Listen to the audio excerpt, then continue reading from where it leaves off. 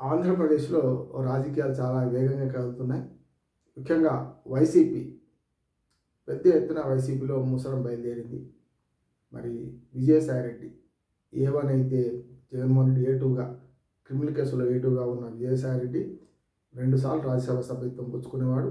ఇంకా రాజ్యసభ సభ్యత్వం ఇంకో 4 ఏళ్ళు మిగిలి ఉండగానే పార్టీకి దాంతోపాటు ఈ రాజ్యసభ సభ్యత్వానికి రాజీనామా చేస్తున్నట్టు ట్విట్టర్లో ప్రకటించడమే కాకుండా నేను వ్యవసాయం చేసుకొని బతుకుతాను, రాజకీయాలకు దూరంగా ఉంటాను, నాకెవరు శత్రువులు లేరు, నేను ఎవరిని శత్రువుగా భావించడం లేదని చెప్పుకుంటూ ఇవాళ ధర్మవచనాలు ధర్మపన్నాలు మాట్లాడుతున్నారు. కానీ విజయసాయిరెడ్డి గతంలో చేసిన అరాచకం కానీ, గతంలో చేసిన వైసీపీ లీడర్గా జగన్మోహన్ రెడ్డి తర్వాత వెంటనే ఆదేశాలు ఇచ్చే లీడర్గా ఉన్న ఆయన విశాఖపట్నం కేంద్రంగా అనేక ఆర్థిక నేరాలు చేశారని వ్యక్తిగతంగా నేను ఇప్పుడు ఆరోపించిన కానీ వచ్చిన వార్తలను బట్టి ఒక మహిళతోని డీలింగ్ చేశారని చెప్పి రకరకాల ఆరోపణలు ఉన్నాయి ఆయన మీద. దాంతోపాటు విశాఖ నగరాన్ని కొంచెం ఆర్థికంగా చాలా నష్టం చేశారని, దాంతోపాటు మనకు రిషికొండకు గుండు కొట్టారని ఇట్లాంటి అన్ని ఆరోపణలు ఎదుర్కొంటున్నాడు ఆయన. దాంతోపాటు విజయసాయిరెడ్డి ఈ గత 2 సార్లు రాజ్యసభ సభ్యుడిగా ఉన్న కాలంలో ప్రధానమంత్రి మోడీతో, అమిత్ షాతో కూడా దగ్గర సంబంధాలు కలిగి ఉన్నాడు కూడా మనకు అందరికీ తెలుసు. కనుక ఇవాళ ఓ రకంగా చెప్పాలంటే కాలం కలిసి రాకపోతే తాడే పామై కలుస్తుంది అనడానికి మంచి ఉదాహరణ ఇవాళ జగన్మోహన్ రెడ్డికి ద్రోహం చేసిన విజయసాయిరెడ్డి అంటున్నాను. జగన్మోహన్ రెడ్డితో తెలిసిపోయిందని కొందరు అంటున్నారు.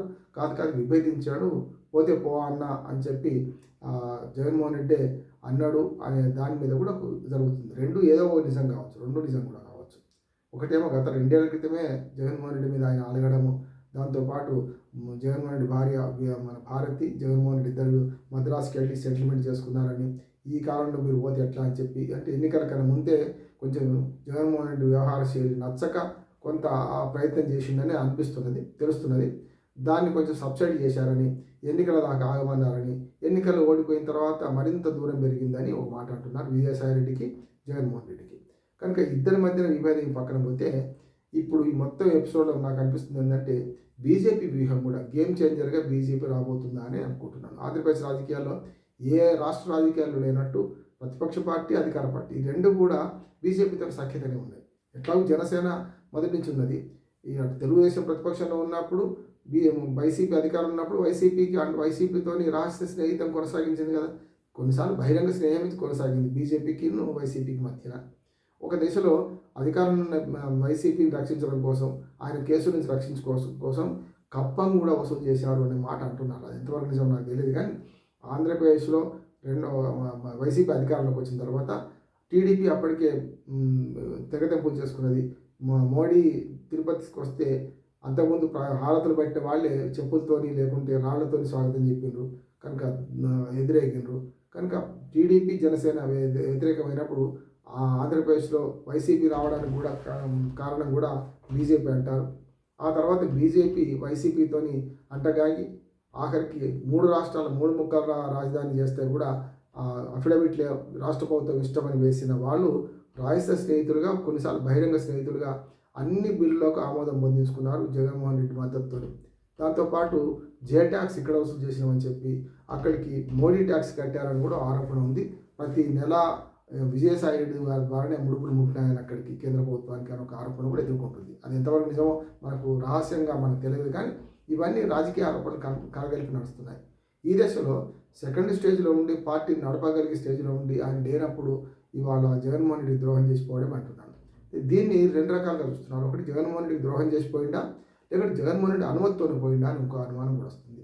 గతంలో మనకు తెలుగుదేశం పార్టీ అధికారంలో లేనప్పుడు బీజేపీతోని తెగతెంపులు చేసుకున్న తర్వాత వచ్చిన కష్టాలు, చుట్టుముట్టిన కష్టాలను దూరం చేసుకోవడానికి అప్పుడు ఏవైతే ఈడీ కేసులు పెట్టారో సుజనా చౌదరి అప్పుడు ఎంపీలు, అట్లానే సీఎం రమేష్ ఇద్దరు కూడా బీజేపీలో చేరిండ్రు. అది చంద్రబాబు నాయుడు కన్నసన్నవరంలో చేరిండ్రు. మాకు చంద్రబాబు నాయుడు చేరలేడు కనుక ఆయన పనులు కాగల కార్యంగా అందరంలో తీర్చినట్టు వీళ్ళిద్దరు చేరి బీజేపీలో ఉండుకుంటూ తెలుగుదేశం ఎంపీగా వ్యవహరించారనే ఒక ఆరోపణ వాళ్ళ మీద ఉన్నది, ఆ ఇద్దరి మీద. కానీ మరి ఆనాడు ఇద్దరు సన్నిహితులు, చంద్రబాబు నాయుడు గారికి ఆనాడు సీఎం రమేష్ కానీ లేకపోతే మనకు సుజనా చౌదరి ఇద్దరు చాలా దగ్గర సన్నిహితులు. అటువంటప్పుడు వాళ్ళిద్దరూ బీజేపీలో చేరే వ్యూహంలో తర్వాత తెలుగుదేశం పార్టీ ఎంపీలుగా ప్రవర్తించారు. బీజేపీ నుండి కూడా బీజేపీలో నుంచి కోవటులుగా ప్రవర్తించారు. బీజేపీకి తెలుగుదేశం కుదరడానికి పవన్ కళ్యాణ్ ఎంత కృషి చేసిండ్రో ఈ ఎంపీలు ఇద్దరు కూడా అంతే కృషి చేశారు. బీజేపీ తెలుగుదేశం వర్గం అనే పేరు తెచ్చుకున్నారనే ఆరోపణ ఉంది. సరిగ్గా అదే ఆ వ్యూహమే కనుక నీవు నేర్పిన విద్యే నీరజాక్ష అని చంద్రబాబు నాయుడు నేర్పిన విద్యే మరి జగన్మోహన్ రెడ్డి ఆచరిస్తున్నాడా, దాని ప్రకారమే విజయసాయిరెడ్డిని అక్కడ తోలారా అని ఒక అనుమానం. కానీ విజయసాయిరెడ్డి లాంటి రెండవ వ్యక్తిని తోలితే రేపు పార్టీ అంతా విచ్ఛిన్నం అవుతుంది కదా, కకావికలం అవుతుంది కదా, రేపు కష్టం వస్తుంది కదా అని ఆలోచిస్తే ఈ పని చెయ్యాడు జగన్మోహన్ రెడ్డి. అప్పుడు ఏమైందంటే ఇద్దరి మధ్య శత్రుత్వం ఉంది కనుకనే విజయసాయిరెడ్డి పోయినా అనుకోవచ్చు రెండవ వర్గం. ఏదైనా సరే విజయసాయిరెడ్డికి బీజేపీకి చాలా దగ్గర సంబంధాలు ఉన్నాయి. డైరెక్ట్ మోడీని కలగలుగుతాడు. దాంతోపాటు మోడీతో సహా ఆయన అమిత్ షాతో కూడా ఇంట్లో డైరెక్ట్ పోయి మాట్లాడగలుగుతాడు. కనుక బీజేపీ నాయకులతో దగ్గర సంబంధం ఉన్న విజయసాయిరెడ్డి ఇప్పుడు వ్యవసాయం చేసుకుంటా అంటే ఎవడు నమ్మడు.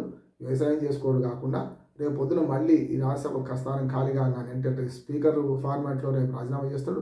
అది ఖాళీ కాగానే మళ్ళీ నామినేషన్ ఇస్తారని అనుకుంటున్నాడు. ఇప్పటికే 11 మంది రాజ్యసభ సభ్యులు ఉన్న వైసీపీ గతంలో 3 రాజీనామా చేశారు. బీదా మస్తాన్ రావు, అట్లాగే మనకు మోపిదే వెంకటరమణ, ఆర్ కృష్ణయ్యనేమో బీజేపీ ఎంపీగా మళ్ళీ అధిష్టానం పంపించింది.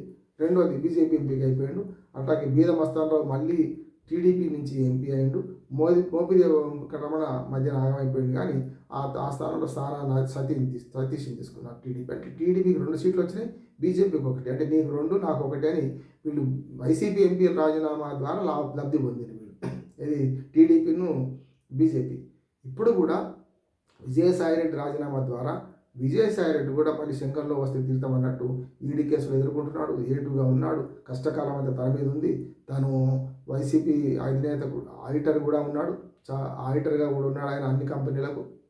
ఇవన్నీ చూస్తే డైరెక్టర్గా ఉన్నాడు కొన్ని కంపెనీలు. కనుక జైలుకు పోకుండా కొద్ది రోజులు ఈ కేసులను వాయిదా వేయించడానికి జగన్మోహన్ రెడ్డి స్వయంగా ఈయనను పంపినని ఒక ఆరోపణ వస్తున్నది విజయసాయిరెడ్డిని.